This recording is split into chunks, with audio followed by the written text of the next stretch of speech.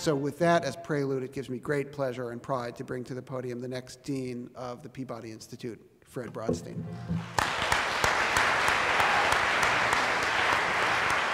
Let me just state this flat out. I am absolutely thrilled to be here. I always knew that I wanted to have the opportunity to do exactly what I'm embarking on here, to work with young musicians in the context of a great music school as part of a great university. I can't think of a more perfect place to do this. When this opportunity came along, exactly the right thing I felt, I hope people here will feel that too, the right thing at the right time. First of all, I couldn't be more excited about coming. This is part of Johns Hopkins University, which is one of the world's great universities.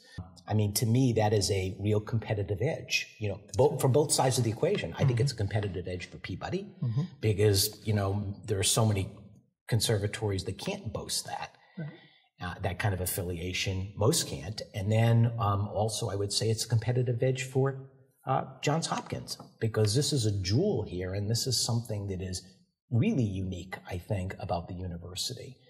And I have some very, distinct ideas about things, but I think part of this job is, again, sort of, building this collective vision, if you will, for what's next for Peabody. The artist today needs to be prepared to be, for lack of a better word, holistic, and I think this is a very real challenge that exists. I don't mean to minimize it, because I think, we all know from having trained as musicians that that is a singularly focused thing to really develop those skills and to be at a level where you can compete, right? So I mean, everybody understands that you've got to be able to be a great player to compete and win the auditions or whatever it is you're going to do.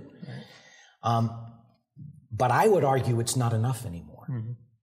Point is that for people to be ready effectively to take on these roles, I think, the demands are different than they maybe were 20, 30, 40, certainly 50 years ago, and certainly 150 years ago when Peabody was founded, 157 years. There is an amazing history here, and I would say first and foremost quality, excellence, in what's being done, in the teaching, in the students that are coming out of here. But I would add to that and say also, students that are emerging that are prepared for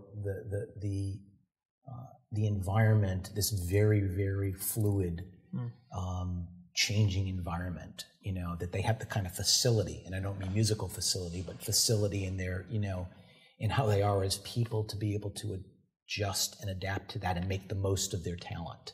Even though people come here to study a particular discipline, I think that it's part of the community. And I think that should be, if we don't use that, then it's a lost opportunity, I think, for teaching these young musicians what that really means. I'm looking forward to working with you and your colleagues and the faculty, meeting the students, working with the staff here, advisory board of Peabody. I mean, all of these great constituencies that are part of the energy of this place.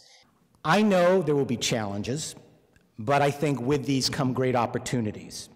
And we'll work through these challenges together, collectively, collaboratively, with transparency, and with the knowledge, and this is key, that we all want what is best for our students.